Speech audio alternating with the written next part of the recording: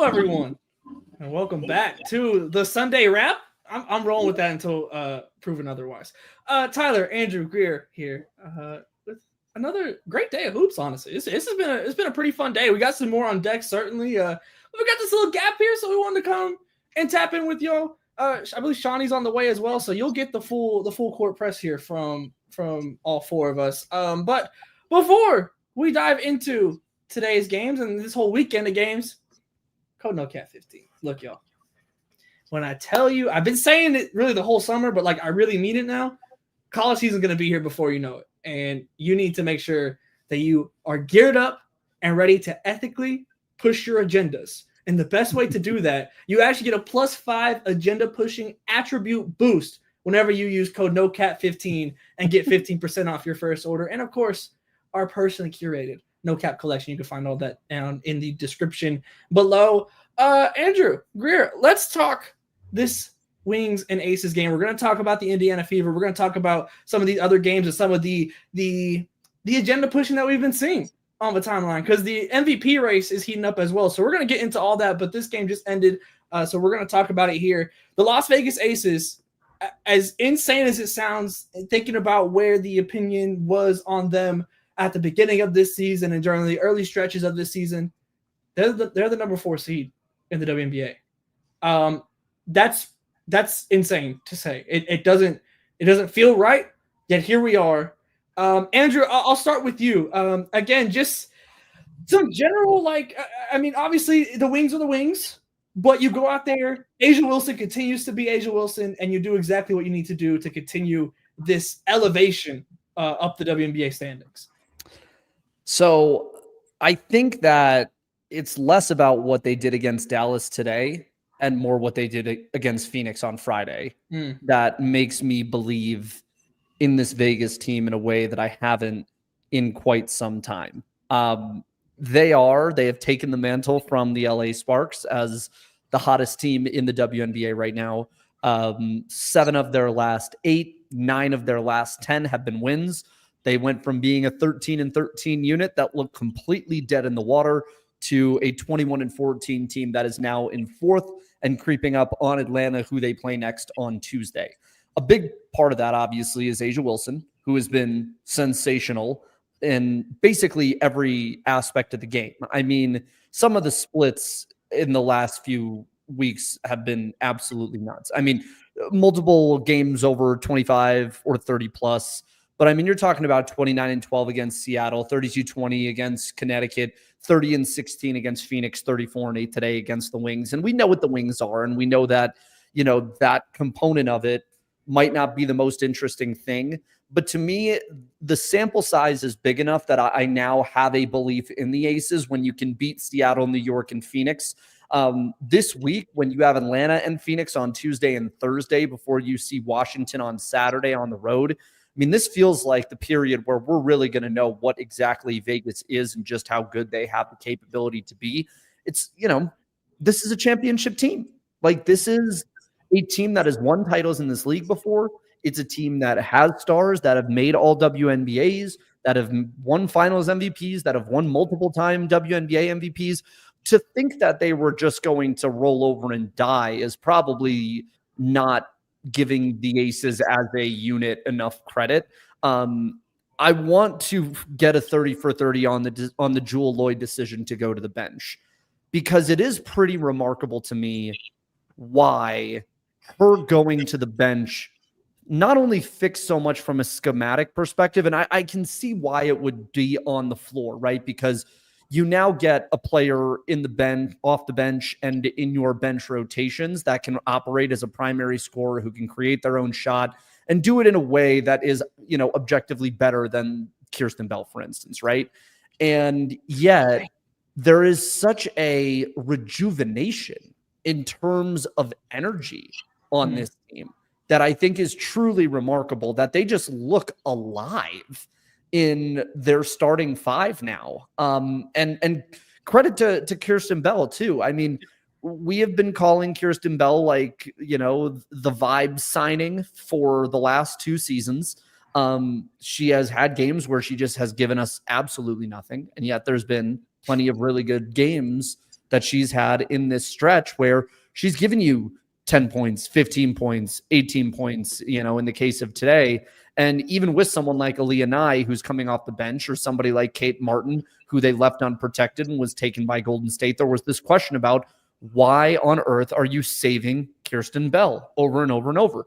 And, some of this, I think you can lay at Becky Hammond's feet of being like, why did it take so long to figure this out in this way? But clearly, whatever it is that Becky has been seeing over the course of this time, you are seeing it with Kirsten Bell now. Like it's amazing how many jobs have been saved in the last week in terms of perception. I mean, Becky's seat was hot.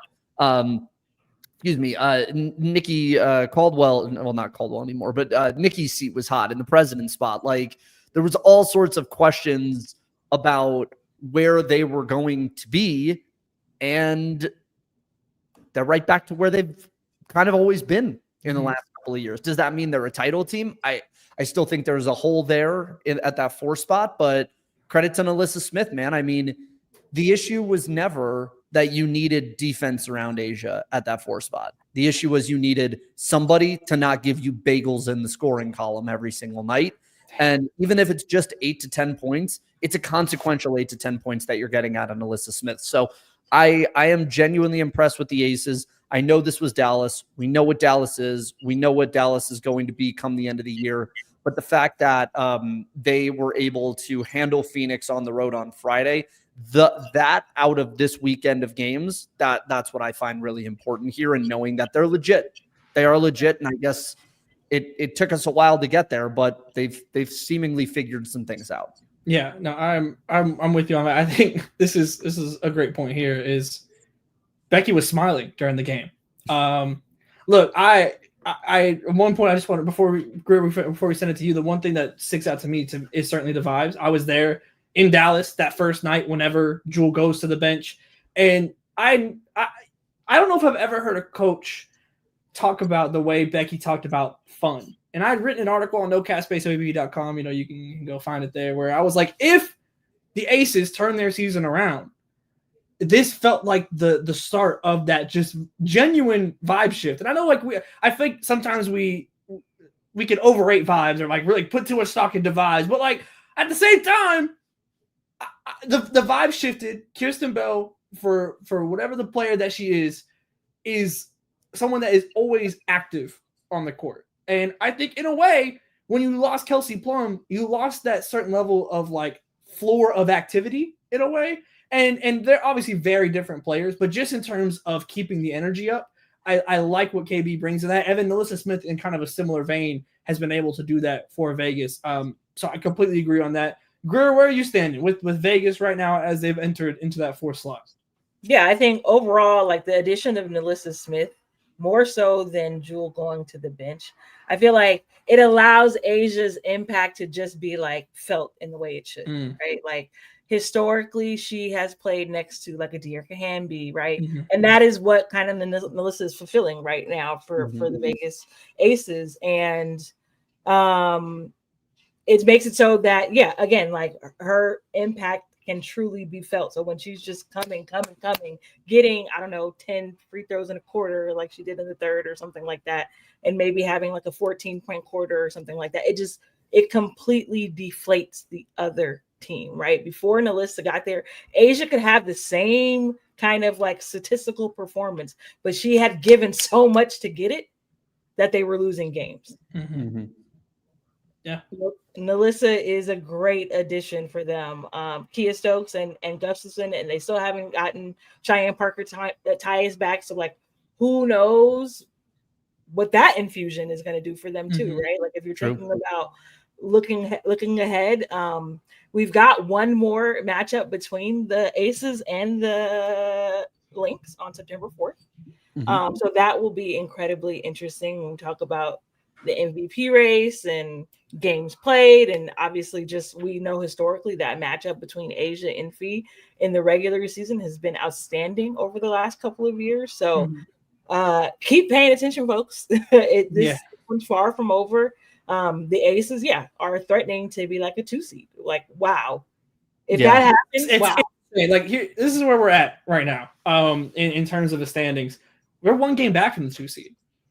that's ridiculous to say. Again, like I can't believe that this is where we are at as we're going down the stretch here. Also, and I think Andrew, you made this point in 5 out, I believe, but like the excitement as we go down the stretch to this season, from a standings perspective, from even now like an MVP and some of these award races, like this genuinely might be one of the best races to the finish line that we've had in a minute in the W, where especially in the sense of like, I feel like generally speaking in WNBA seasons past, you could pretty clearly tier out like where you're at team wise. And like you have Minnesota clearly at the top right now. Like, I mean, you have a 7-game lead between first and second. And especially when you think about how close everything else is, that is ridiculous. Mm-hmm. But like when you get past Minnesota, those tiers start getting pretty muddy, I feel like. And in a very exciting way, in a way that is like you're gonna have to watch till like the very last day. And like that is incredible. But some of these matchups, like Vegas versus Phoenix, I really want that Indiana versus Phoenix matchup. But I mean, the way these teams are trending, it's not we're not feeling great about that agenda. I'm not gonna lie. But Vegas and Phoenix, like that's real hoop.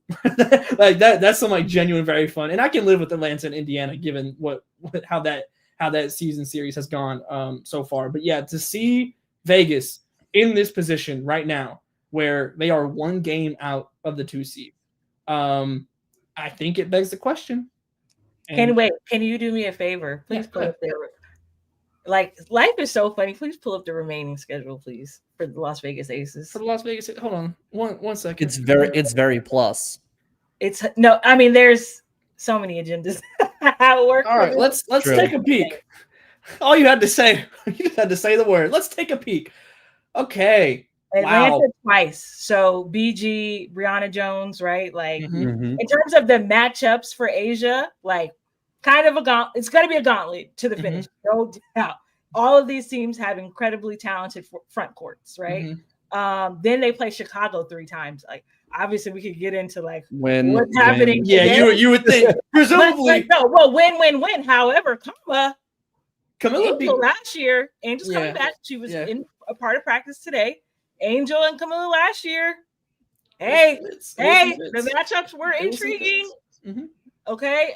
Washington, Shakira, and I'm missing Kiki. Oh, so sorry. So sorry. Yeah. And no cap. My bad, big dog.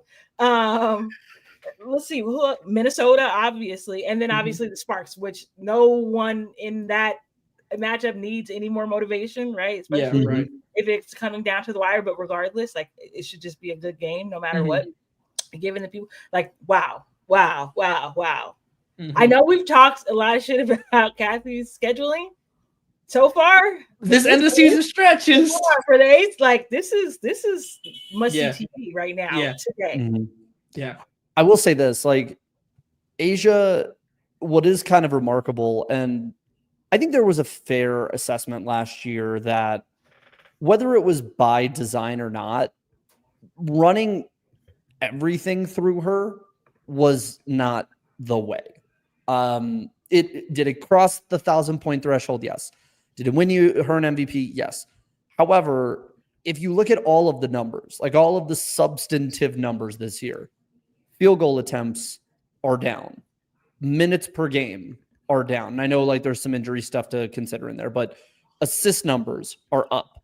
Offensive rebounding per game is up. Like the numbers necessary to display your ability to be more team oriented. And it's not to say that she wasn't last year, but I put a lot of that on the feet of roster construction and on the feet of your head coach, because if your head coach feels like giving you the ball every single possession is the only way to win, you're going to try and do that as best you can. But it is interesting this season that we've seen a bit of a pullback, which seems understandable in that that clip was just not sustainable. And you could see it by the end of last year. They were exhausted by the time the playoffs came around.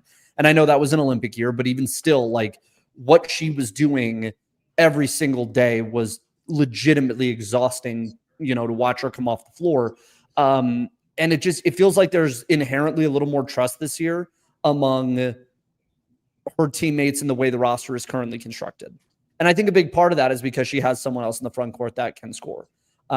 It's just what Alyssa Smith opens up for them, is just a lot different. But it is, like you said, Tyler, I mean, it's a great end of year run here. I mean, everyone has a stake in where we are and where we're going. 3 games for all intents and purposes separate the 2nd seed from the 7th. And that is what makes for a very fun and compelling end of the season stretch. I mean, this feels a lot like 2019, where like the Mystics finished 26-8, but then there's a bunch of other teams in there that are like 26-11, 26-12, 24-14 from 2nd down to 5th. And while the Mystics ended up being the title winners that year, it very well could be Minnesota again this season. But sometimes I think it's okay when we get the best of both, where there's one team at the top that, look, they might be the predetermined champion, and that's okay. But there are plenty of acceptable challengers, if you will, underneath that still give you the idea of thinking maybe it's possible for somebody to knock that team off, as opposed to like a 2017 Warriors situation where it's just like, okay, like pack it up and give it to them. Like Minnesota record wise, it indicates the same, but I don't see Minnesota as a pack it up and give it to them team this year. I simply don't. And who knows, man, maybe like if the Aces keep running like this, we might find out a lot in that September matchup about how legitimately close Vegas could come to being a potential spoiler for Minnesota. We already know Atlanta has the potential to be a spoiler to Minnesota.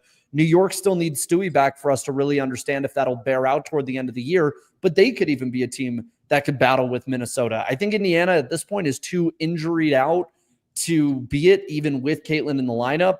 But I'm interested. I am interested in this Vegas team now. We're intrigued. And you mentioned some notable contenders, some challengers.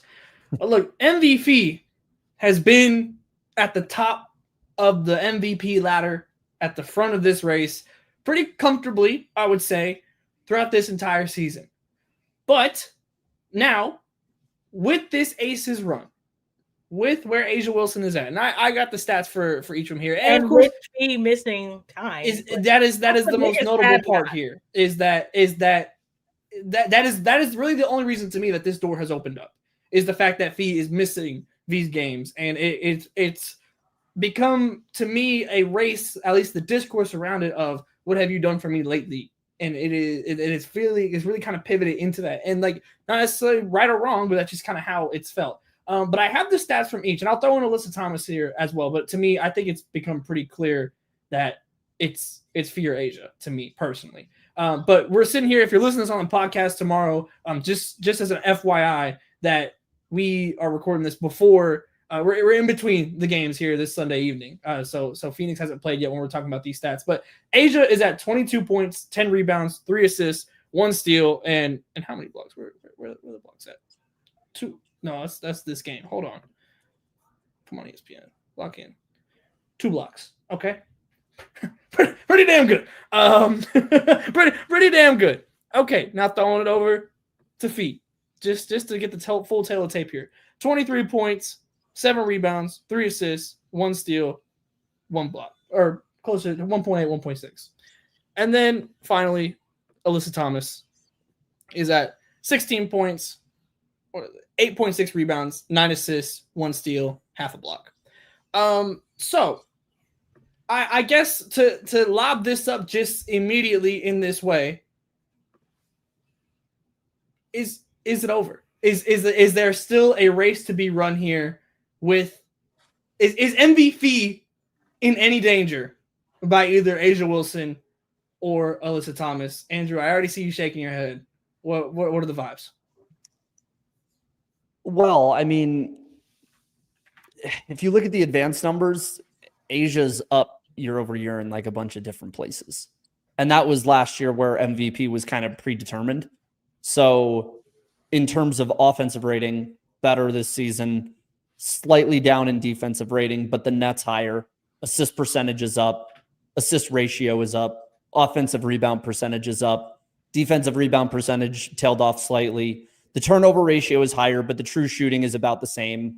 I mean, there's just a lot of things where, you know, the run that she's on, I have a hard time looking at it and not saying this is the best player in the league, you know? And that to me is kind of the tricky thing, is like, are we in a place where we can do at what point are the injuries and the numbers going to matter, right? Like how many games matters, because, you know, Fee missed games, but A'ja also missed games with the concussion. So, you know, I don't necessarily believe in docking that unless it's like a really egregious case of like someone that misses 5 versus someone that misses 15. I think if you're missing over a quarter of the season, then we can kind of dock it.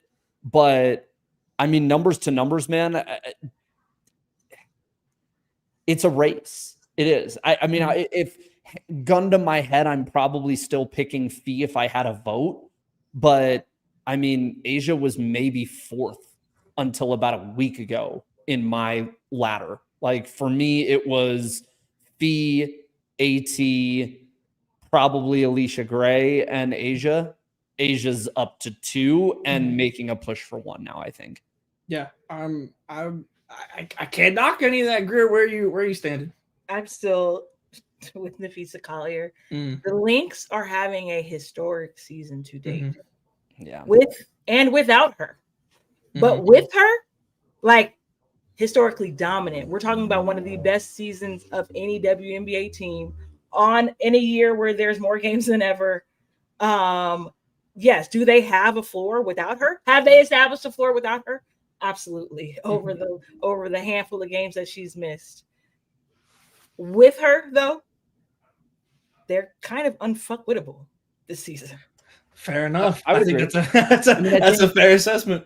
I think all of the components of what Fee is doing is indicative of an MVP award, right? Like all of her numbers, you know, like if I pulled all of Asia's advanced stats, like I'll do the same with Fee. Like all of Fee's advanced numbers are all career highs, except she's for shooting 50, 40, 90 or was very close for like a very good chunk of the season. She true shooting, she's at 64% on the year. Like, come on. With a lower than 28% usage, like all of her percentages, assist ratio, assist to turnovers, assist percentage, net rating, all that stuff's up. And so I'm kind of in that place of I think it's Fee, but I still think that to me, it's like, just let's not overcomplicate it, right? Like A'ja is having a phenomenal season. Any other year, if you take the names off the race and you say what Fee is doing versus what A'ja has done the entire season, you're giving it to Nafisa, period. That's true. I guess I don't want it to be so fast, my friend. Oh God! What perfect timing! A'ja Wilson agenda pushing, and we're going to talk about the Fever next. All I want to say before we bring Shani on is like, I was reticent last year and this year to do the start of season crowning thing.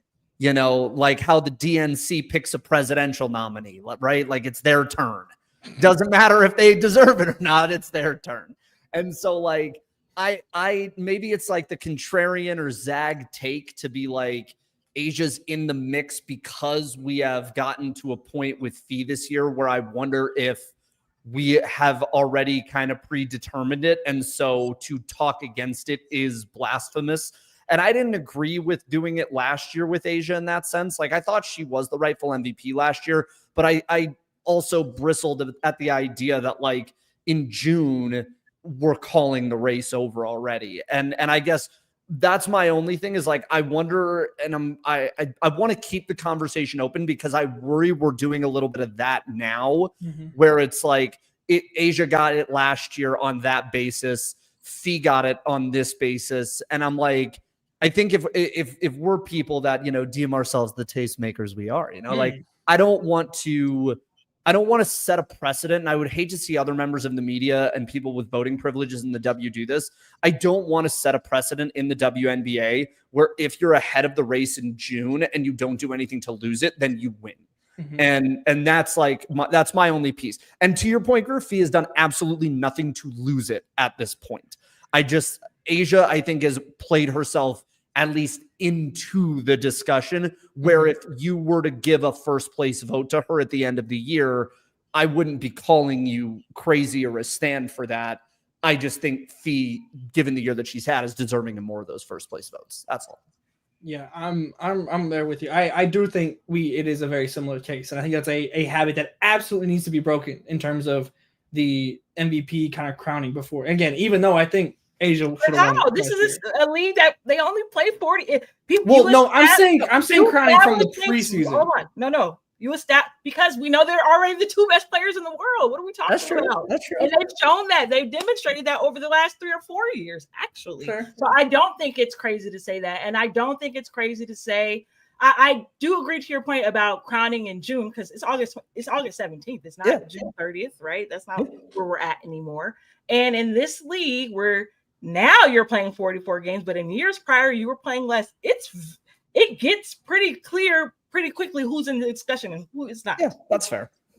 Yeah. This is not yeah. No, oh god. Hey, okay. Well, hold on. Here we go. Yeah, because by June, a quarter of the season is gone. No, I don't disagree. I say again, I'm voting for Fee. Don't worry. You don't gotta send the UConn SUVs. I'm not talking about Fee Asia. I'm talking about I'm talking about the overall theme, right? Is like, yes, in this league where they play 40 games, after you've played 10, we got to start having those conversations. Yeah.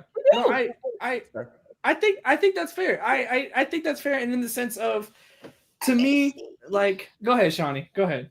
Who was that hosting? Why are we letting toddlers? Sorry. Oh my God. I was waiting for, I knew someone was going to say it. You can always count on me, buddy. I was about to say it adds up that we had to wait for you to join for me to get to me to catch a joke for it. You know? I think within a league that only has 40 games, like I agree with Greer, but it's just like there's so many different variables. Like this time, like the first 10 games, Caitlin looked horrible because the Fever looked horrible. And then like the last 10 games, like we're seeing a completely different team. We're seeing like she's got fresh legs. We're seeing a different player. Sabrina has had these streaks, right? Where she's like, oh, is she in the conversation? Like Stewie's out, blah, blah, blah, blah, blah. And then she falls off a cliff. So it's like, I get what you're saying, but I think like having the conversation and saying like, all right, I've identified you as a player that is playing yourself into a conversation is different than like, all right, this is her award. Like she can't lose it. And I feel like the way we've been going about MVP voting the last few years, it's like, all right, if you didn't get it this year, you're going to get DPOY and we'll take care of you next year. And then it turns into like, we got to justify who we picked and who we screwed over last year. Because as an Asia Wilson stan, I don't think she should have got unanimous last year. I think she should have gotten it. I think she should have gotten it pretty soundly. But I think the unanimous piece was to make up for the fact that she got that fourth place vote the year before. And that's where I don't like when we're trying to play catch up every year prior or every year after. And because like I tweeted that, I was like, dang, I still think it's Asia's, but like Fee is making a heck of a case. And people started arguing with me like, well, no, it's unanimous. Like, no. And this was in June. This was in June. So I think cutting it off at June and already it's lazy. And it allows the media to kind of like check out until the last, couple weeks of the season when Alyssa Thomas is doing the same thing she does every year. And everybody's like, oh, did we sleep on Alyssa Thomas? And it's like, no, you do the same thing every year. She comes up every year to be the third person in the conversation. And I think we have like a 4 or 5 person race this year. Because like Alicia Gray still needs to be in the conversation. You still need to talk about Alyssa Thomas. You still need to talk about Asia. You still need to talk about Fee. And there's probably somebody I'm missing that could make, that like is right there on the fringe. So I think because we don't get narratives, we don't get stories, we don't get people getting in the booth and actually saying like, okay, here's why, here's who's emerged, here's what's going on. We just get like best player in the world, best player in the world, best player in the world. Blah. All right, let's move. And it's like that. I don't agree with that. And I don't like that. And I feel like it does a disservice to now we're getting to the end. And it's like Asia has played herself into the conversation because the aces don't suck anymore. And it's like we're getting, Tom Cruise, Kirsten Bell is done slid into the conversation. Tumbleweeding across the screen. Let's go. But because like people kind of get the voter fatigue now, because again, we don't have narrative. So it's just like if people have been beating it over your head that Asia's best in the world, and you're not saying like, well, actually, here's what she's doing differently, and here's what she's doing well, and here are the numbers. That's how we get these discussions. We also don't have the transparency around voting either. And when I said that, also people wanted to argue with me. I got booed too, Shawnee. I got booed too. Every other league, every other sport has voter transparency.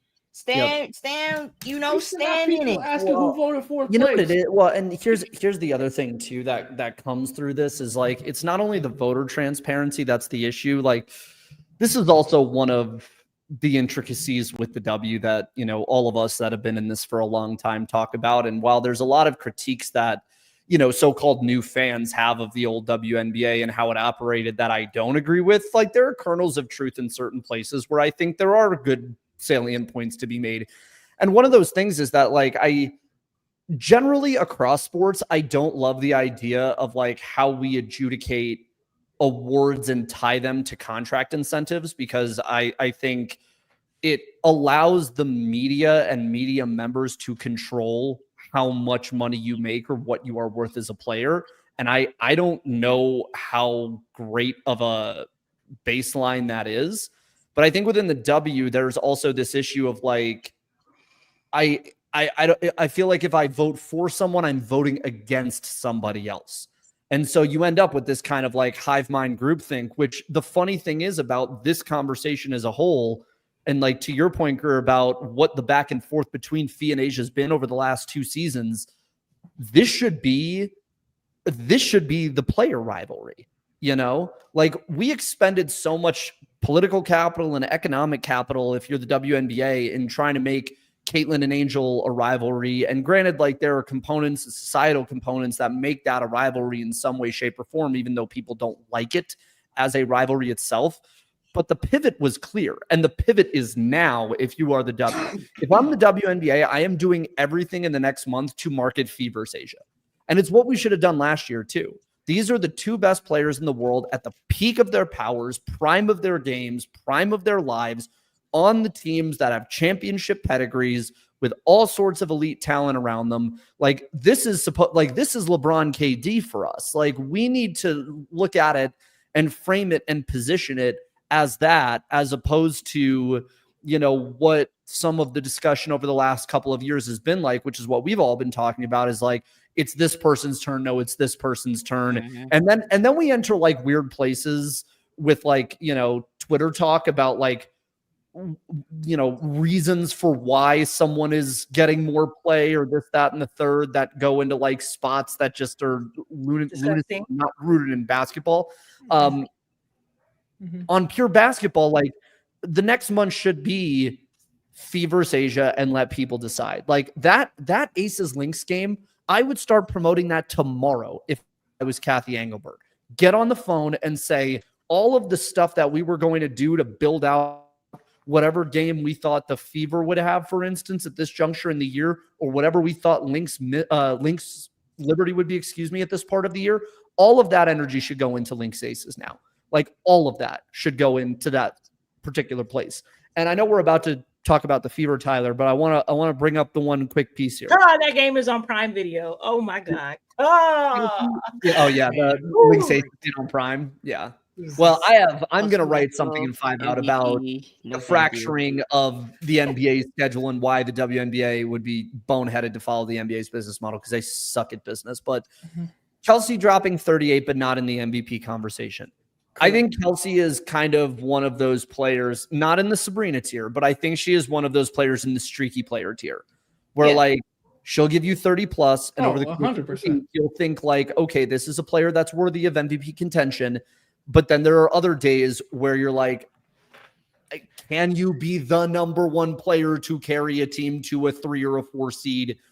I don't think that. How's that not the Sabrina tier? I'm so confused right now. What was that? How is that not? That does sound like the Sabrina tier. I'm so confused right now. I mean, I think that. Well, God, yeah, that's true. I love self-awareness and realization. I think I will say this. I think at least you can't have no 19-0-0-0 game. Well, and be no MVP. Like, I'm not sorry. scoring Tony Snell. I think Kelsey's floor from a pure scoring perspective is higher than Sabrina's. That's why I put her in that tier. But also there's been negative games like that. I also too, to your point, Shawnee, I think if you're a pure scoring shooting guard in today's basketball scene, be it NBA or WNBA, I think you have a hard time making the case for MVP because the expectation we have around MVPs now is that you are a complete player that affects every aspect of the game. Like Cappie Pondexter would have a hard time being a first team all WNBA player nowadays because she was a scorer, just pure bona fide scorer. And I think to your point, like Kelsey's averaging 19.9 points per game after this, but it's like 1.9 rebounds and like 2.8 assists or something like that. Like it's not the same type of all-encompassing impact to the game on both ends that we have come to expect from MVP. Like, your fan base can't want you off the team in the first quarter. And I mean, like that. Damn. That's a hard way to gauge, but it's because fans are so fickle. But it's like you also have to win. So it's like when Caitlin went down, I was pushing for Aaliyah Boston to step into that role and really like show like she can carry a team.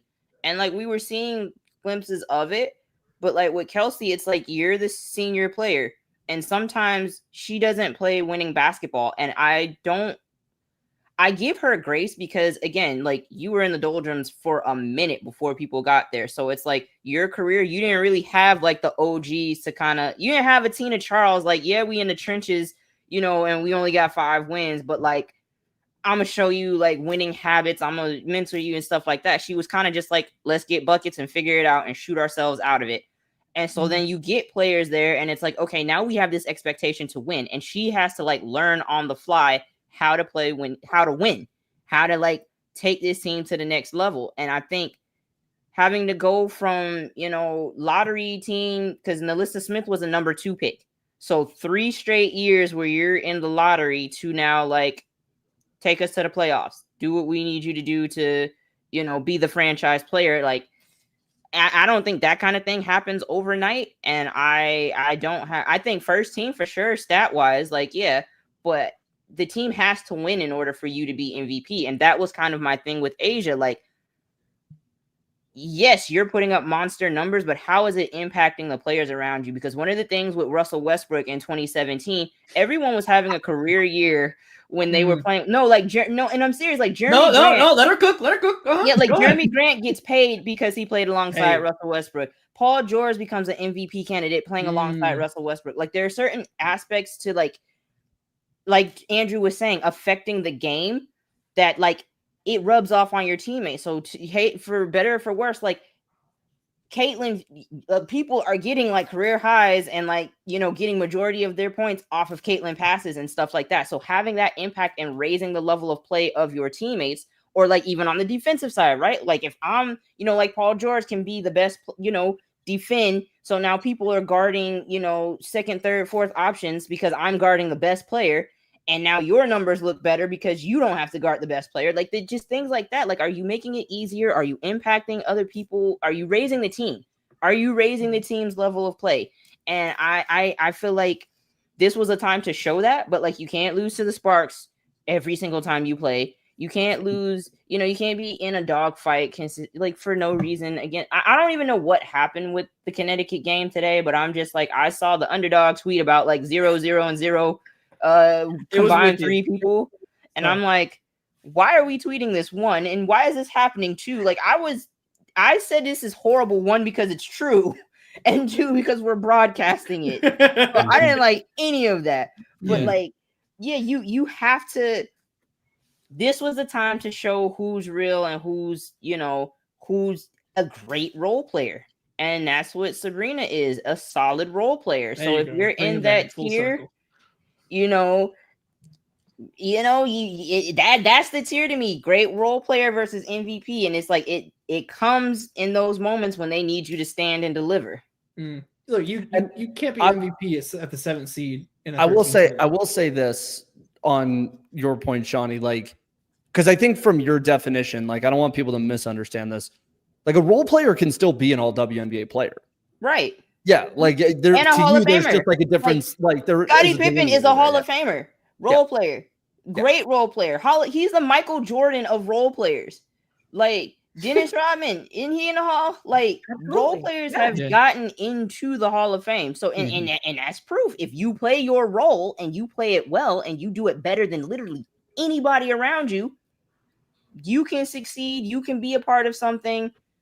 And it's like, and I hate to keep using NBA, but like Chris Bosh was a franchise player turned role player. Like, he showed he could carry a team and took a modified role to play alongside LeBron. So it's like, it's possible to still have success and still be, a role player. And that's not like a knock. Yeah. It's really not. I'll pull up a couple of these comments real quick and then we'll move on to the Fever at large here. Because I think the conversation is like, should Kelsey Mitchell be first team? An argument can be made. Was a 7 seed like a week ago, and the conversation has changed from a week ago. She's a 4 seed now. And that's another thing. Like the 10 game, when we're talking about that, like it's only like 5 games between like the 2 seed and like the 9 seed. So like, we can only look at like what we have now and like the what if game. I've seen, like, and you pulled up the comment here, like there's a too much what if in the argument, right? Like with the injuries and stuff, and like I completely understand, like that is part of the season. Like that doesn't change what has happened. Every team has had. You can make an argument for every team and every player who's in the race. It's unfortunate from like a team perspective, and has it hurt any like award chances? Absolutely, but it doesn't. You can't change that. It doesn't change what we're working with here, and the fact that the Aces have been able to go up to 4, that you have to be at least top 4 to me to be an MVP in the league. I think if the argument that seems to be made in the comments here is like the argument is, Kelsey would be capable of doing more if a competent point guard is there. Maybe so. Yes, that is true. Yeah. However, we have to take the entirety of what everyone else is doing into account as well. And to me, does Kelsey throw 38 points up with Caitlin and the shot attempts have to be a little bit more distributed? Like, I don't know. Like, probably. So I think I can understand the argument people are making for Kelsey Mitchell to be toward the top of that all WNBA ladder. I don't see it there, but I mean, that's why we talk ball. Like, because we just, because there's the disagreements that come with it. Do you want to just jump over to Fever Sun while we're here, Tyler? Let's do it. I got the stats pulled up here. This game goes into overtime. As you mentioned, obviously we say all that Kelsey Mitchell was ridiculous in that second half. Goodness gracious. You want to talk about just putting the team on your back, Greg Jennings, like that was Kelsey Mitchell. That to beat the Connecticut Sun? Hold on. Okay. As some would say. As some would say. Hey, look. No, it was a great game, honestly. It was insane. That's the testament to a culture that Rashid Mezian is building. I was getting ready to say, take your hit, brother. And also the no-cash-based scouting department, because Saniya Rivers was ridiculous in this game. LaCon was, oh my God, bro. They got a core. They got something in Connecticut that is very exciting. But so here's the thing. The thing that stands out to me from this game, obviously you have the whole box score here, but you only get 10 minutes from Sophie Cunningham because she goes down with an injury. And I put out a tweet like about halfway through this game where I was like, what if the Indiana Fever just get the first pick again? Because that's where we were. That's where this season was looking. That's where it was like, they might miss that is where we're at in terms of like how close everything is with the amount of injuries that this team has. You lose another player, especially another guard. Like, goodness gracious, what do you even have left to throw out there? And then Kelsey Mitchell just absolutely explodes and genuinely saves any playoff hopes from the Indiana Fever. Because if you go and look at their schedule the rest of the way, it ain't easy.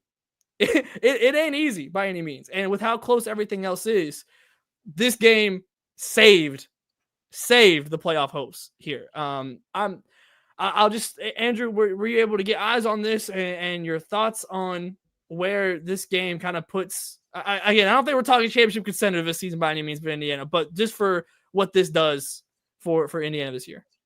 Well, first of all,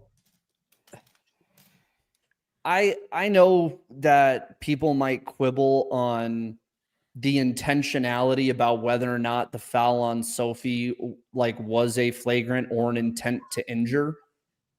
I think this is one of those issues where a player doing it so many times it becomes a pattern, and it's become a pattern with Bria Hartley. She's been doing this shit all year. And I get it if you are a coach like Rashid Mezion and you want a player that is always going to give you that energy every single game and not, roll over or lay down in a season that is very clearly lost. That element of a player is important for a culture of never giving up that you were trying to build when you were a team that is tanking. However, this is kind of getting into the Kennedy Carter territory of when you do it enough, we can't keep explaining this away for you, and I so totally reject that on the play today, and I get that Bria's earned some. But that's my point. That's not. But that's not what happened today. That's the thing is I think Habil here makes kind of the point for me. This wasn't the malicious variety, but there's a recklessness with her that I think is it's tough. It's just a tough look, and it doesn't do anything for you. Sophie kicked the player in the first minute of this. I agree. No. I just, it's basketball. Wait. It's just basketball, and it's an unfortunate play. But I don't think it's something that we should litigate. I don't think I agree. I don't think I don't think litigating, but it's just given what happened last time with the JC stuff and all of that kind of stuff, and how people were kind of it's just basketball and it's physical when it's against the Fever. And then when they start doing I'm watching the discourse around Aaliyah Boston, and it's she's a dirty player, elbows. And I'm y'all are celebrating Alyssa Thomas becoming a human bowling ball on fast breaks, but Aaliyah can't get physical and, move people. So I think it's there's more context to it in a vacuum. Yeah, it probably wasn't. And I'm saying this as somebody who didn't even see it. Go check out Overtime. Go check out our socials. Hello. I was gonna lob it up to you at the end of the show. Go ahead. That's why I didn't see it. But just in a vacuum, I saw the tweets and stuff. But so in a vacuum, it probably isn't. But when you see Bria Hartley keeps doing stuff, you see that the Fever and the Sun have previous beef. You see Sophie is a person that people are yeah, go ahead and kill her. It doesn't matter. We're good. We could use less her. She's in the podcast. This, that, there. That podcast is gonna go crazy now, boy. Now, if she's got nothing but time to be chatting, yeah. Oh my god. So and this is what I'm saying. I'm not a Sophie fan, but the context around this, it gets to a point because when JC took out 4 different players, before she got traded last time they played, it's just goodness gracious, it gets to a point. But it's it in this league, if people like you, they'll defend it. If they don't like you, then now you need to go to jail. I just didn't love it. That's all. I didn't love it. I didn't love that it was her that was involved in it. I know it was just it was a play that happened in the run of basketball, but it's just, there's the recklessness of it that going with that player, it just kind of goes that way. As far as the game itself, bro, if the Sun keep this core, and I'll finish with the Fever because I feel good about the get your agenda off. Go ahead. But I will say this: Anissa Morrow has shown us everything we thought that she would be, and maybe even more so in terms of energy, in terms of activity on the boards. it's very clear that they're trying to get her into like that 3, wing spot. Like she's still not the best 3-point shooter, but she's still getting more of those opportunities to shoot from the perimeter. So it's not clogging up the paint with Tina Charles. Like I really want to see, and this is kind of that part of the year where like I really would love to see Rashid Mezian kind of just throw some stuff at the wall and see what sticks, because I'd really love to see a starting rotation that pulls Hartley out, moves Morrow to the 3, and then puts Aaliyah Edwards at the 4, or the 5 even. Like you almost have that double forward lineup with Tina, Aaliyah, and then Morrow goes out purely to the wing with a Lacan Mabry backcourt. But I just think that the young core that Connecticut has is so much fun. Like Anissa stepping into the role. Layla Lacan is that's a real hoop. An incredible 14-0 assist to turnover today. Saniya Rivers, I mean, friend of no cap. Like Saniya's killed it this year. Her coming is like just skying over and sending center shots is becoming my favorite thing in the WNBA. Yep. It's electric. And then you have Ono and Aaliyah Edwards, who to me, I think are players that we can still, there's still more to get there from each of them. Like the measurables are there. What we see from them is there. And I think that there's just so much there's such a youth movement happening here in Connecticut. That's really, really cool. And I don't want us to lose sight of that.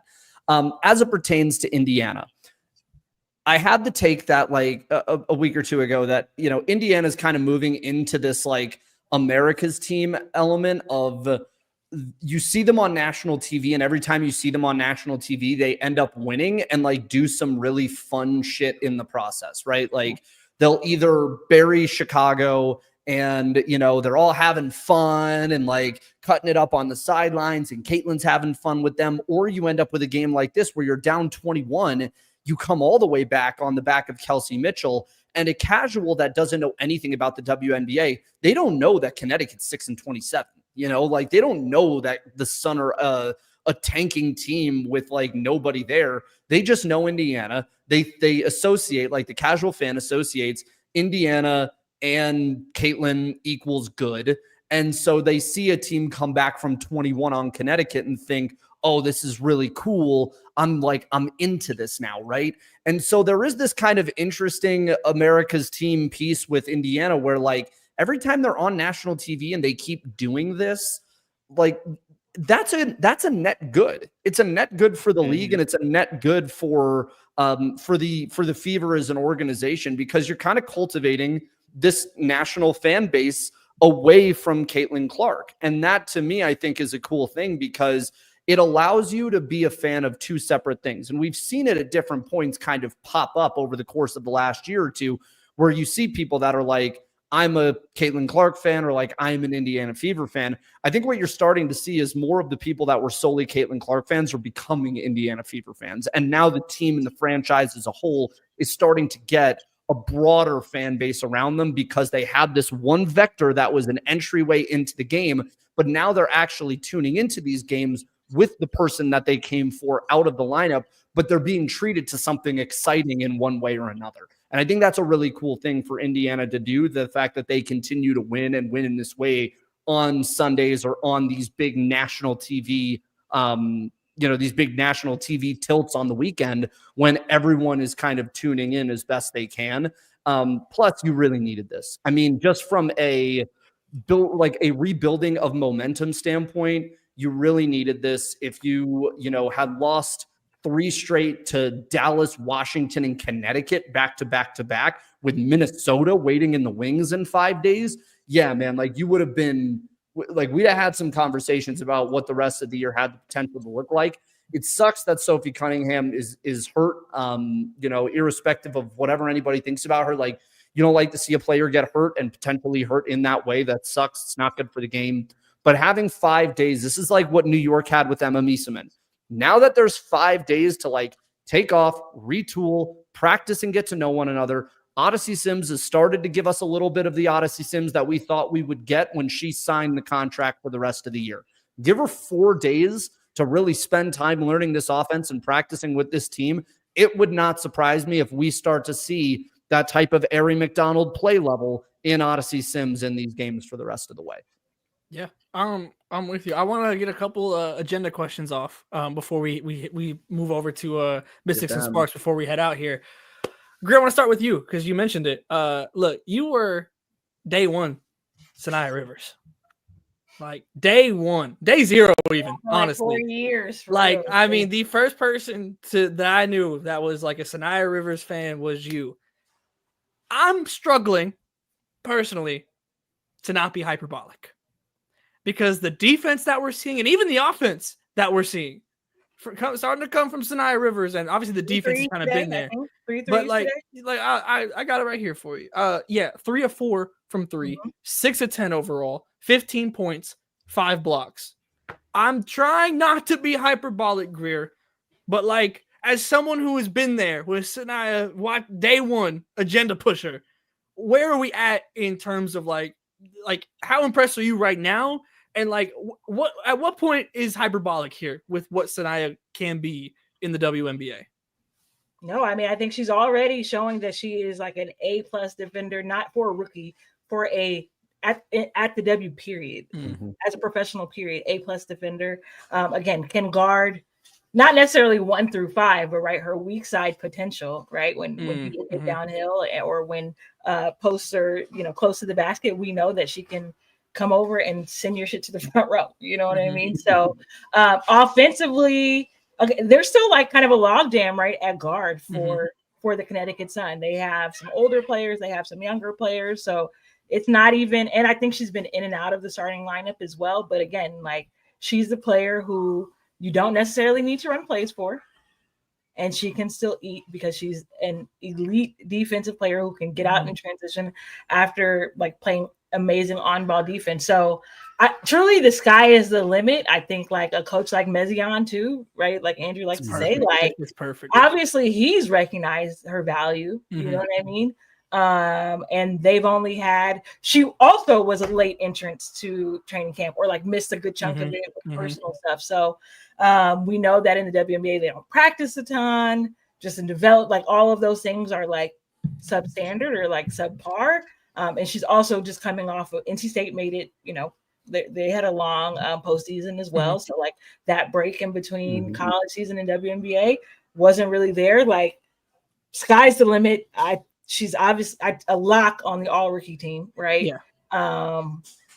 But sky is the limit as her and Lacan too continue to develop more and more chemistry. Like to me, the backcourt of the future for the Connecticut Sun, like if they want it to be, I know the team might be in a different place and ownership, like all those things can affect future plans. But like if you're just taking it based off the basketball that they've played this season, that is an incredibly promising young backcourt to have. Yeah, it's so fun. I'm really trying not to be hyperbolic because even like the offense like that we're seeing is like I'm starting to move past like, okay, we already know where the defense is and like what level like that projects to be at.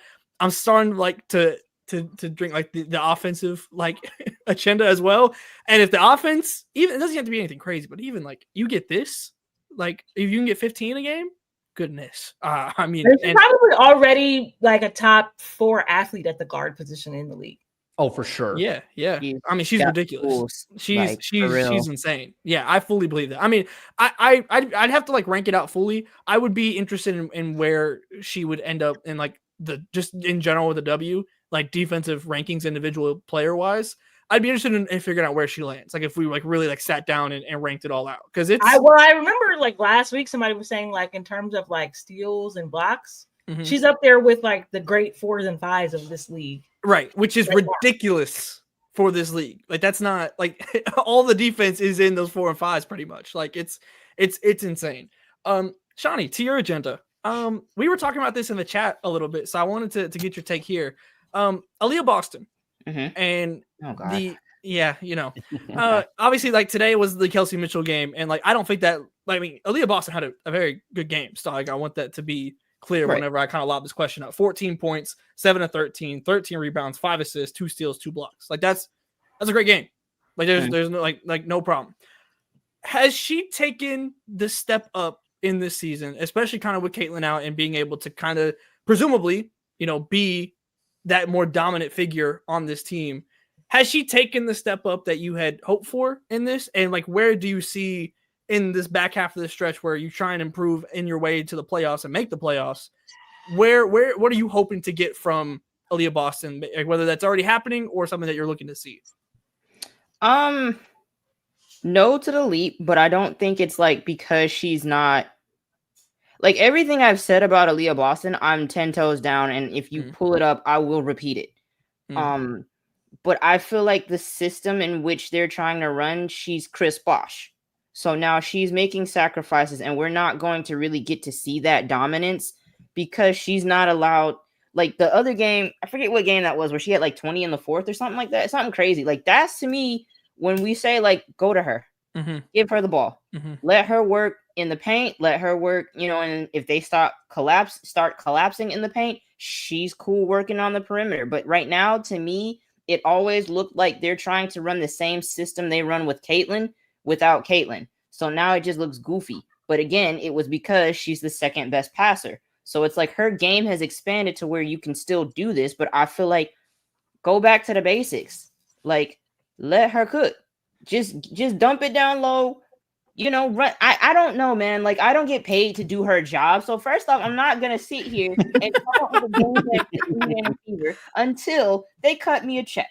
But no, like this, and from what I'm seeing, it still just looks like they're trying to just fill in the gaps, and like that's a big gap to try and fill in. So it's like I feel like they should have just went, because when Caitlin comes back, I still want you to go to Aaliyah Boston in those situations where Caitlin doesn't have it. She's getting double, triple team. Stuff is going, slow it down, dump it down to Aaliyah Boston. You have one of the best bigs. And I think that just off raw talent, skill, what I've seen. Oh, Lord. Okay. Just like off of what I've seen too much tape. That's an objectively funny comment. I'm sorry. Me? So, Tyler, pay Shawnee what you owe her. Me? You think I run the finances around here? First off, look at the name. Look at the name. No cap space. None to go around. Sorry. Please subscribe to NoCapSpaceWBB.com and Shawnee can get what she's owed. Right. Our podcast interview series is called Luxury Tax, for God's sake. Dude, we don't got it like that. Now we're talking about Mississippi State. Like, Tyler, you pulled the string. Sorry.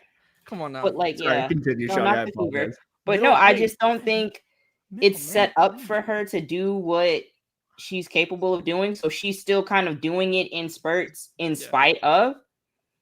And that's where I'm kind of like the stuff. You got to take back that Kobe Shaq comparison then, because if we're not running, because Shaq is getting no. We're not playing Shaq. If we're not running plays for Shaq and we're telling Shaq to come bring the ball down, is Shaq going to be Shaq?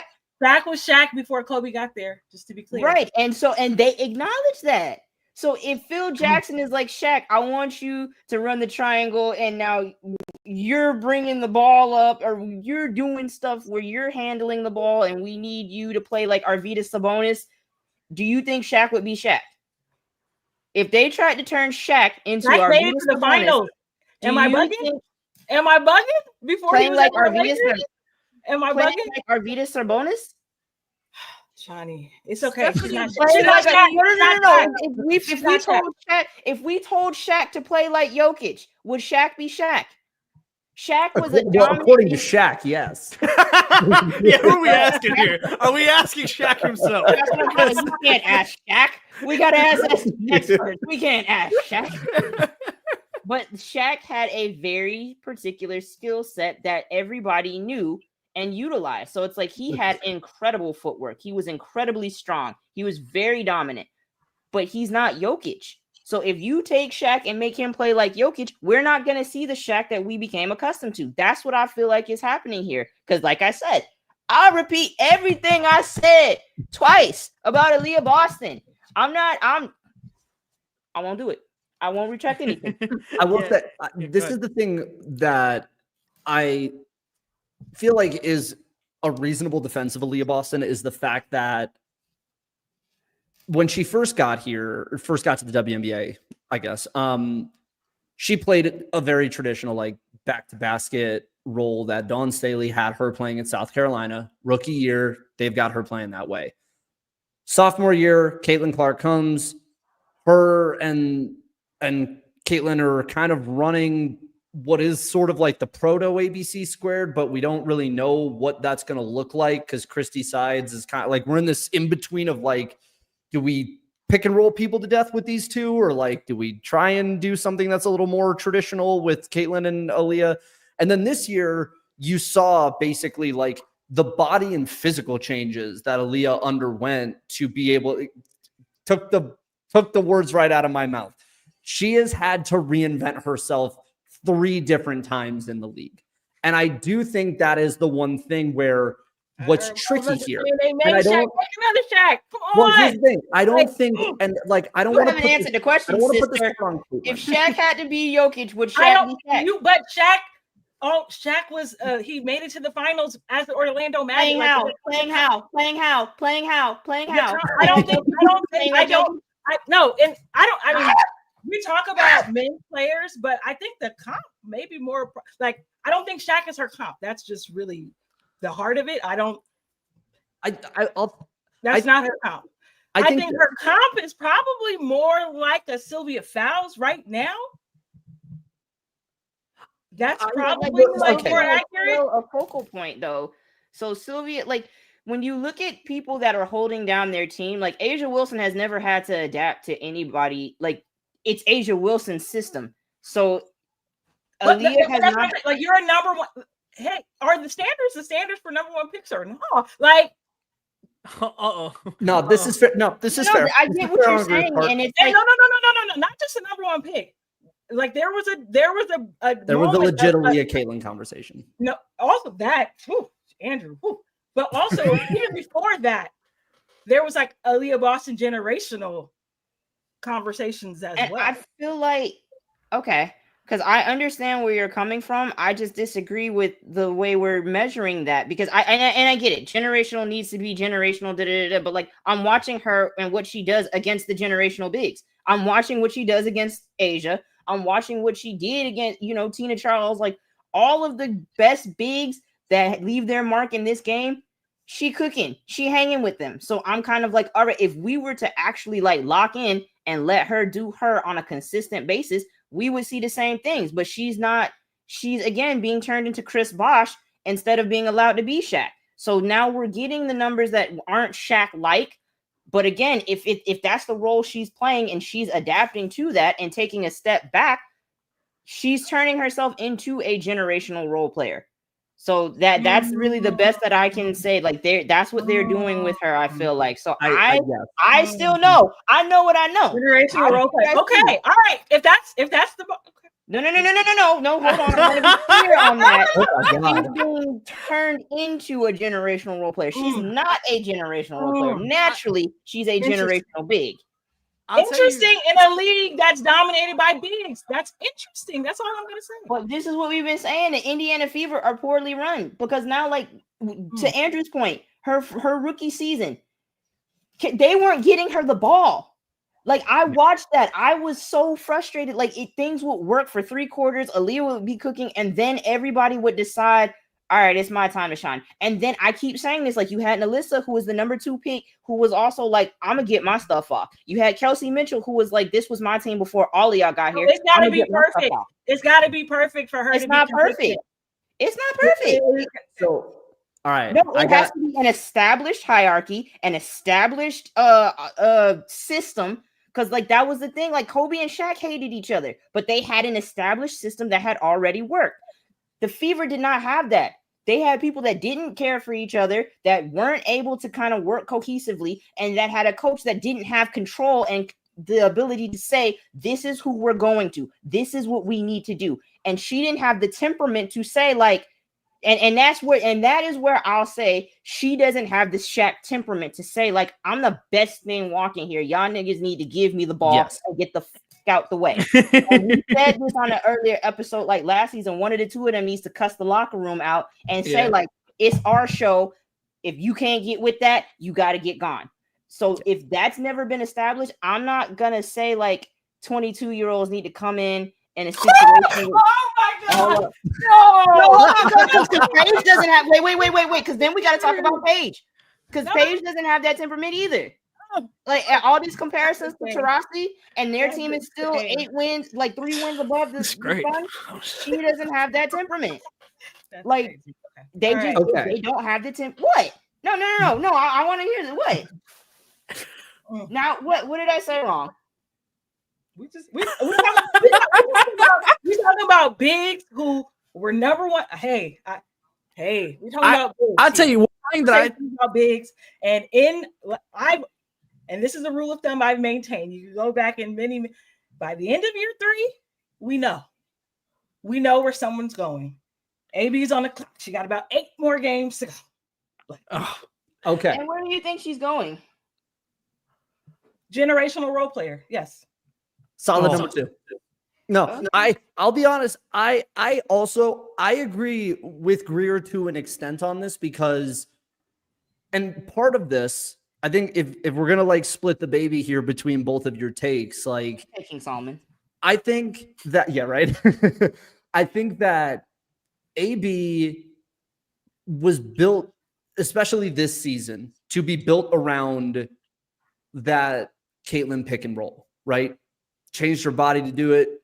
A whole offense reorients around itself to do it, right? At the same time, to me, that is the ownership and the management and front office and coaching staff at the Indiana Fever going, we have a clear number 1 in Caitlin Clark and a clear number 2 in Aaliyah Boston, as opposed to we have a 1A in Caitlin and a 1B in Aaliyah. And I think that to me is the difference, because when you frame Aaliyah as the number 2 here, you make her overly reliant on Caitlin and Caitlin's incredible passing ability, which is what we've seen occur with the injury. When Caitlin Clark is on the floor, this is a generational, if you will, duo. Like it is a duo that is able to play and get anybody into trouble here. But the concept to me and the way I conceive of like a 1A, 1B is that if 1A goes down, you have built and oriented your team and your roster and your scheme to simply move over to 1B. And I think that's where we're kind of in a weird place if you're Indiana right now, is like you have kind of 2 number 2s in Kelsey Mitchell and Aaliyah Boston, whereas the hierarchy should very clearly be Caitlin 1, AB 1B, Kelsey 2. And so if Caitlin goes out, it then becomes AB 1, Kelsey 2. And so, and again, we're in year 1 of this. And with New York, it took a year to figure this out. We thought it would take a year to figure it out in Seattle, but they still got a lot going on right now. Indiana, if they get 1 year, like I will give them the 1 year grace period with a new coach and a new system to figure out the core and how the core should orient itself. But if we get into the next year, to Greer's point, and we're still in this very clearly defined number 1 and number 2 type situation instead of 1A, 1B, then we have to have a different conversation about what that respective role is for Aaliyah Boston, like in the long term of how we look at her, because we did talk about her as a person that could come into the WNBA and take it over from a big perspective. And here's my thing.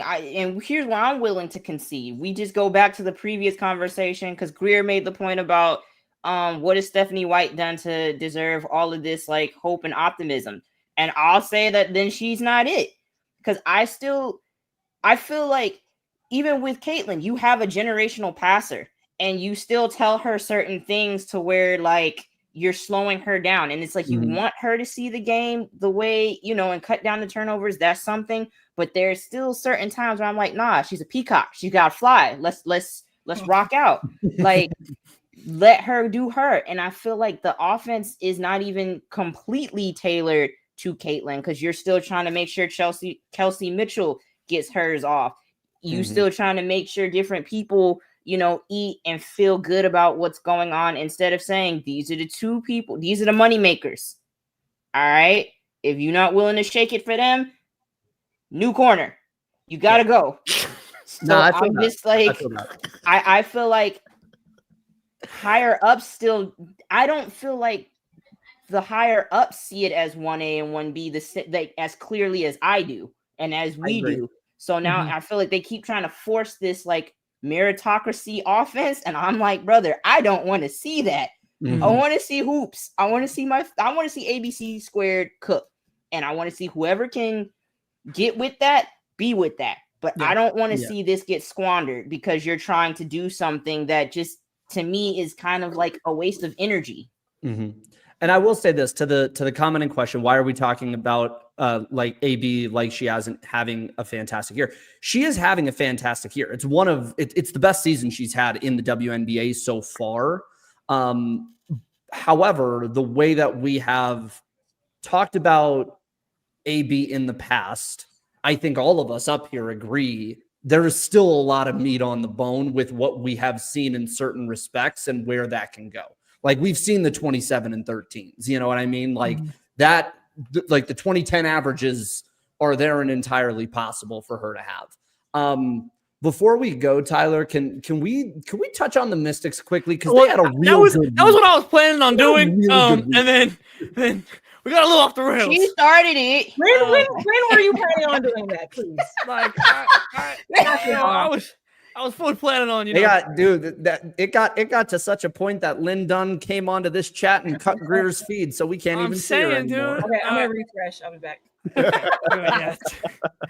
I know. Well, for me, I did.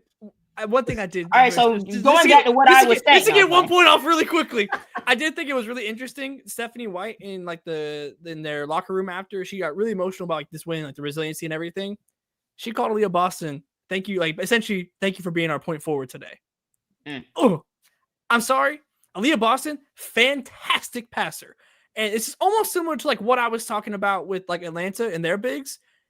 I want Aaliyah Boston's passing to be a cherry on top to the dominance, as I wanted the Atlanta's bigs 3-point shooting and potentially spacing the floor to be the cherry on top to their dominance down low. I don't want Aaliyah Boston to have to be the point guard here, and a lot of that has to do with the injuries and everything. But that is where like I want to see an increase, just because she can be a point forward. I still want her just dominating down low, and the passing out and everything being an addition to what is already happening.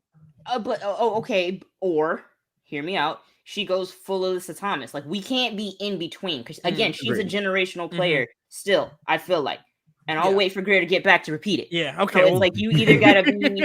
If she's gonna be this point forward, she's gotta average a triple double. We gotta not only get to that triple double, but we gotta start averaging the triple double and allow her to be, you got to go full in. We can't be half in, half out. You got to be, or what is it? Jack of all trades, master of none. Yeah, like we can't have that. So if she's going to be point forward, we need elite level point forwarding, and she could get there too. And then we'll have another conversation led by me, and I'm with it. To pivot over really quickly before we bounce out of here. Yes, the Mystics and Sparks did play today, and I'm gonna put it like this. I posted a video on this channel, so make sure you're subscribed. May 22nd, so like 2 weeks into this season, titled "Kiki Ariafin and Saniya Citron are the Washington Mystics' future and could possibly change the WNBA." And I'm so glad they've made me look smart. I am so glad they have made me look smart, because goodness gracious, Saniya. I mean, come on. I think the most impressive thing to me about her this season is the level up in the fourth quarter. And she got asked about it post game. She's like, "I don't know, I just want to win." I'm like, "Yeah, that on brand, Saniya. Like that feels like that feels on brand here." Shout out to the No Cast Space scouting department though. I mean, 2 friends of No Cast Space. Come on now. Goodness, Kiki was our very first interview back at Stanford. Come on, bro.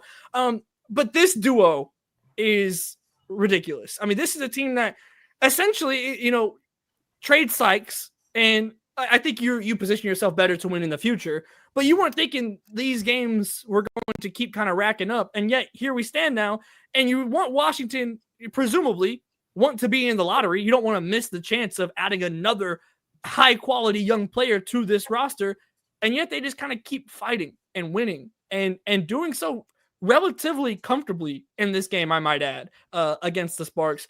I mean, what are the takeaways again? We'll be quick here on this one, but like Saniya and Kiki just keep doing things where you're like, oh my goodness, like how did these players get kind of passed over and overlooked in this way? And we were talking about the draft. You know what it reminds me of? Like 2 and 3. the Sony you page, get traded, like four. your draft pick gets traded, you're overlooked. I don't care. all right. I have an let me say agenda that. to push. The Sony page art discussion is starting to turn into like LeBron Melo rookie year discussion. Because there was an argument in 04 that Melo had a better year. No, and it's funny you say that because I was making the argument.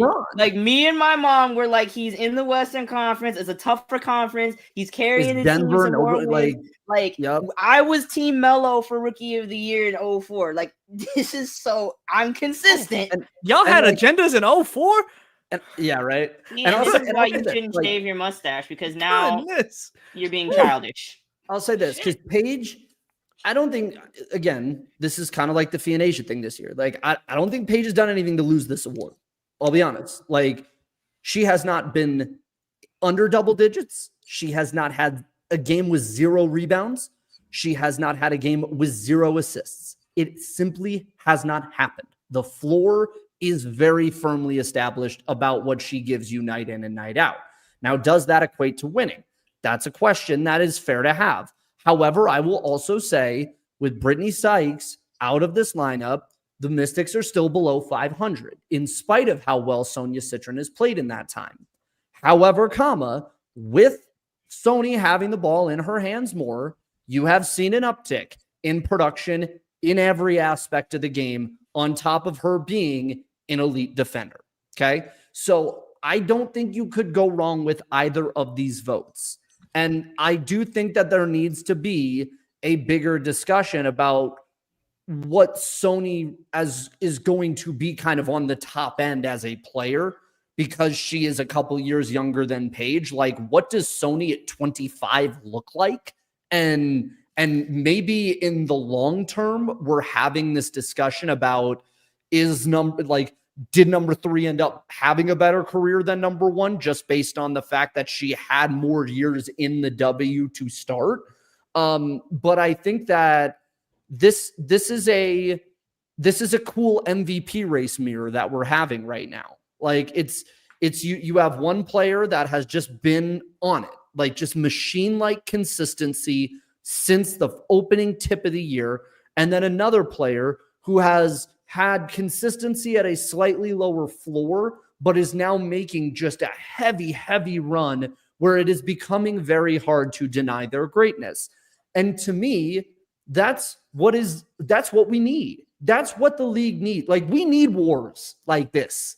Like, we need battles to be able to fight like this, where both sides of the argument have legitimate merit in who feels deserving of what, because that's how we effectively grow the league out, by putting the focus on the basketball components as opposed to what stand base you identify with, the barbs or the other one. You know what I mean? and to if I could piggyback off of that real quick, because that was going to be my point. Like, that's where the media has to come in and set the table and not like just let Paige be the undisputed, untouched favorite in these conversations, because then it turns into, oh, you only like Sonia and Kiki because you're a Caitlin Clark fan, or you just don't want her, or you're a hater. Whereas if you can actually set the table and say, like, she's done XYZ, like, based on the standards, Kiki is leading like in double doubles and what have you. Like, if you tell what they're able to do and tell what this duo is doing and tell how it is equated to Washington being in a place where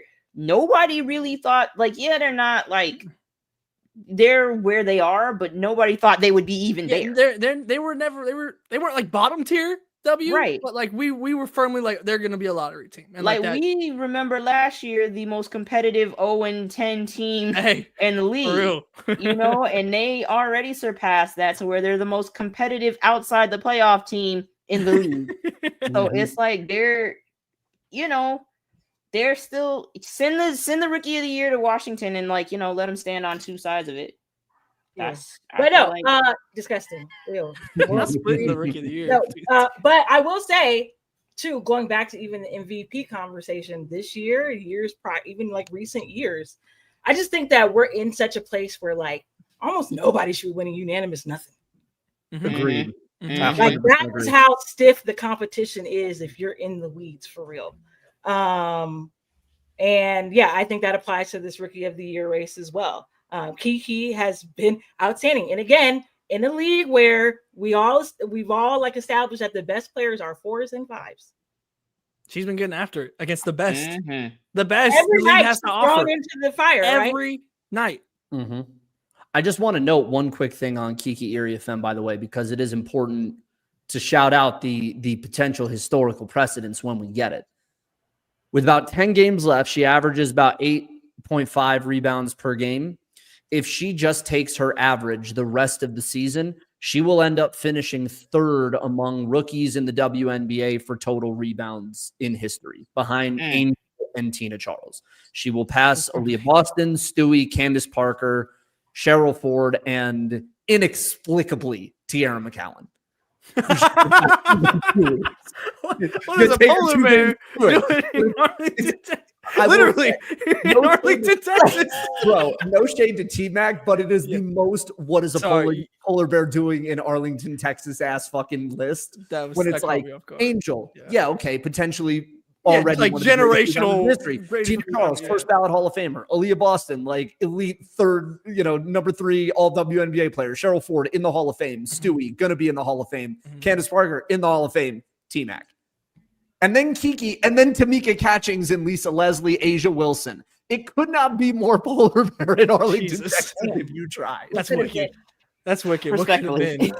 Yeah. What could have been? Where's Shard at? We're gonna spawn him in with this one. But to that same point too. Paige is also kind of in this run. Like she stays along her assist averages. She's gonna end up right in the mix with Sue at number 3 for assists, like all-time assists among rookies, number 3, but behind Caitlin and Tisha. Like obviously it's not what Caitlin and Angel did last year, but also to ask that every year the rookie class is going to be record-breaking in historic ways is just not a sustainable thing. So the fact that we went from 2 players that are generationally great at certain things and like truly legitimately generationally great, it is also worth noting that, the very next year we have a draft class of players that is like making small pieces of history in their own respect. Top 4 absolutely knocked it out the fucking park. Absolutely. Yeah. It's a deep draft. It is this year. And like, we're going to lose it kind of in the discussion a little bit because a lot of the oxygen has been taken out of, this rookie, discussion or rookie of the year discussion, excuse me. This 2025 draft class may end up being one of the most interesting, deepest draft classes we've had in a really, really long time. I mean, just looking at what everyone's doing off rip, you have Paige, you have Dominique Malonga, who's, been doing 20 and 10s at 19, Sony, Kiki, Anissa Morrow, and Saniya Rivers. Isaiah James was picked at 12, and she's become a solid rotational player for the Dallas Wings. I'm still very high on Aaliyah Nye. I think the Lynx are going to figure out what to do with Anastasia Kosu over time.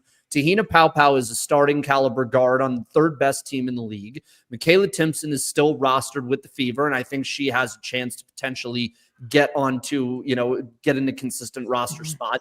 JJ Quinterly has been a starter at certain spots for the Dallas Wings. Caitlin Chen has made her way back to the Golden State Valkyries. Taylor Thierry has been on the roster for the Atlanta Dream this entire season. And that's not just talk of bench players like a Lucy Olsen, a Rhea Marshall, a Sanaya Fagan, Maddie Westfeld, people that have been in here. Like this is to me,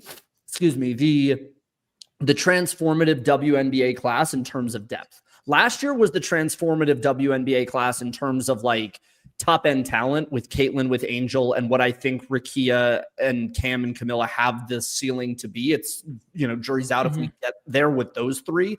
But this 25 class, man, they have come ready. And that is like worth celebration in its own right. They are ready. And that's before we get to the overtime select class coming in. Or even more ready. Yeah, frankly. like, dude, by the time when the people we're seeing at overtime selects gets here, goodness gracious, the preparation that they're gonna have and everything is that's what's so crazy is that because this class was pretty much heralded generally speaking here, as like a 2-player class with like Paige obviously being number 1, and then like there was kind of like the mystery almost of Dominique Malonga. Like you've heard, you maybe seen the dunking clip, but don't know anything else. But like that was kind of, it was essentially that 2-player class. And like when you look down the list of like who's coming in like these next classes, like I would say generally speaking, I would to me the public perception about this class is that it's the weakest of like the next, by the time we get to like Sarah Strong's class, like I think this would probably be like the weakest of those, just based on like public perception, like how the vibe felt, just with this class. To see how much they've done, like the bar is genuinely so high for players coming in now, just in terms of production, not necessarily like the historic aspect of it, but just being like the floor for talent coming in. And goodness, Alexis Morris might have just been not wrong, just early. Early. I'll just put it like that. Is all I'll say. And I think that is where we'll end this one today. We went an hour and a half. Goodness. I'm never asking a generational question ever again. Thank y'all though for tapping in with us here on this Sunday wrap. We're doing this every Sunday, so make sure you're tapped in here. You subscribe, you hit the bell, so you're notified every time that we go live. And of course, subscribe because we have a full weekly podcast that we drop on Wednesdays as well, Ball Up Top, plus a couple of videos all throughout the week as well. And of course, go get your every time. Yeah, as soon as that name, yeah. Closing time. Oh, that was good. That's my mutual on Twitter, But yeah, so make sure you're tapped in on nocastbaseovb.com. Shawnee's been on it with Overtime Select. We're talking about these young classes coming up. Goodness gracious. Some of the play that we've seen at Overtime Select. Oh my goodness. I mean, tap in now and get ready so you can say that you've been known about some of these players, because yeah, they're your favorite program to get you one. You better lock in. You better lock in because the talent we're seeing, the championship game was today. Shawnee had us covered. Go check out the socials if you missed it. It's just fantastic stuff. So make sure you're tapped in across the board so you don't miss out on anything with no cap space. And of course, go check out the home field collection as well. Go get ready. Go rep the merch now. So when your favorite team gets one of those top tier players, you're already ready to go. Until next time, folks, we'll talk soon.